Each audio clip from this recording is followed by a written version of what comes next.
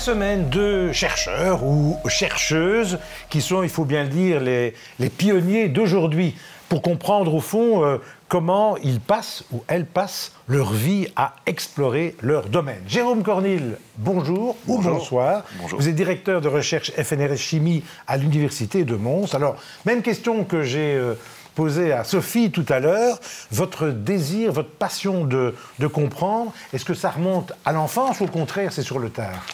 Non, ça remonte vraiment à l'enfance. Il y avait vraiment une volonté de comprendre les choses, comment les machines fonctionnaient. Donc je m'amusais à les démonter, comme un poste de télévision. Donc c'était la curiosité avant tout qui m'a poussé vers les sciences. Oui. Donc vous démontiez tout chez vous ? Pas tout ce qui ne fonctionnait plus, on va dire. Oui. Et vous parveniez à remonter, à comprendre ? Non, c'était pas le but. C'était de voir les composants et comment ça fonctionnait. Oui. Donc, chercheur depuis l'enfance, quelle est la question fondamentale, finalement, qui a motivé votre domaine de recherche ?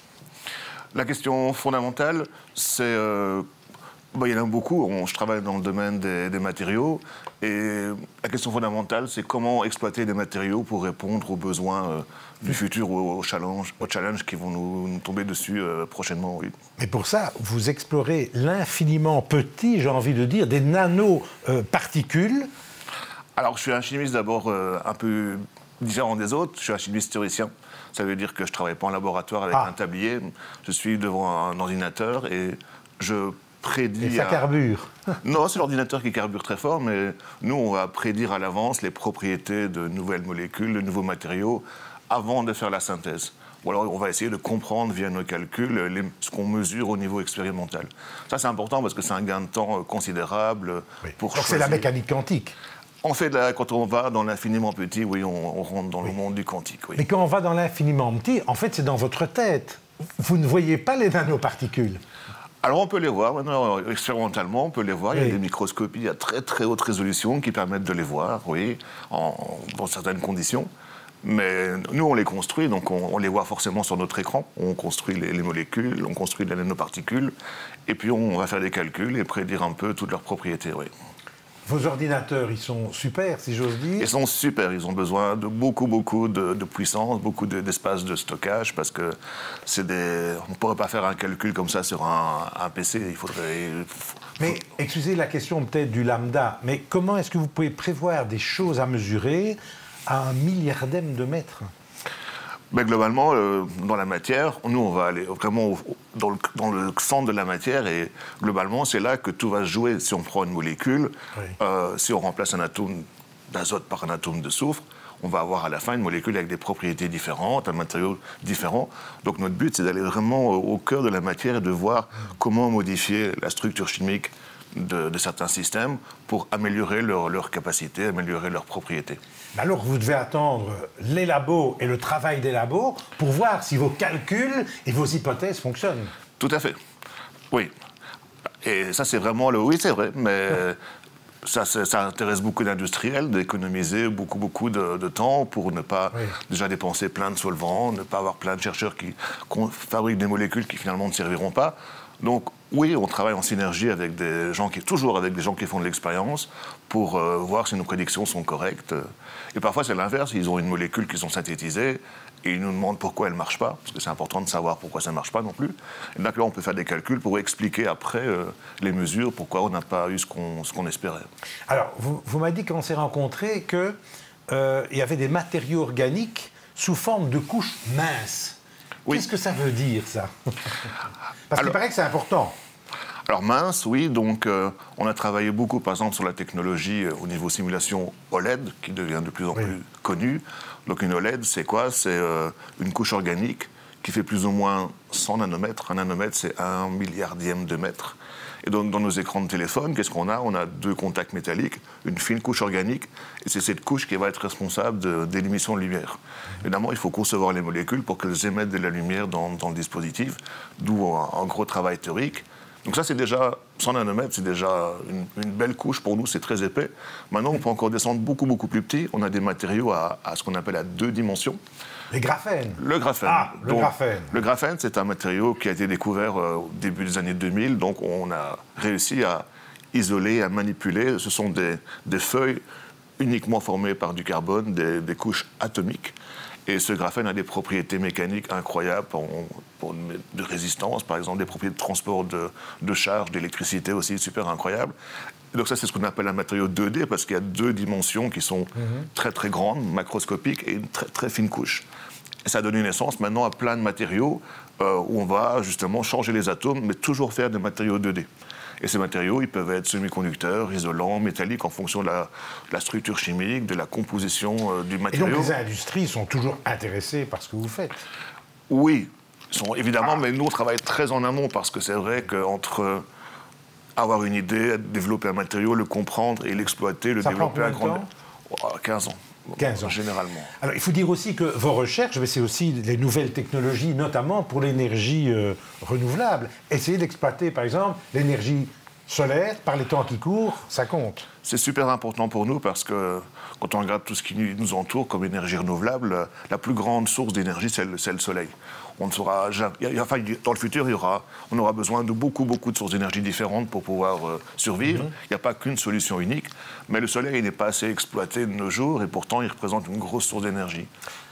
Alors que le soleil, ce qu'on peut faire, on peut créer l'électricité, c'est les panneaux photovoltaïques, mais on peut essayer aussi, grâce à l'énergie solaire, de faire des nouvelles réactions. Par exemple, transformer du CO2 en nouvelles molécules qu'on pourrait réexploiter pour faire de nouvelles molécules. Ça, c'est le miracle par les temps qui courent. D'une pierre deux coups. Pour l'instant, on ne le fait pas très bien parce qu'il faut faire de l'électrolyse, donc ça veut dire qu'il faut dépenser de l'énergie pour en créer. Ça va pas, c'est pas très logique. On pourrait aussi, avec le soleil, par exemple, créer de l'hydrogène à partir de l'eau, ce qui pourrait aussi nous donner de l'hydrogène. À partir du soleil? Si pour l'instant, on crée par électrolyse de l'eau, on peut créer de l'hydrogène, mais à nouveau, il faut dépenser beaucoup d'énergie pour créer une source d'énergie. Mais si on prend le soleil gratuitement et qu'on arrive à trouver un matériau qui va nous transformer très efficacement l'eau en hydrogène, alors là, on va ouvrir des portes peut-être pour une nouvelle source d'énergie qu'on exploitera dans pas mal d'applications.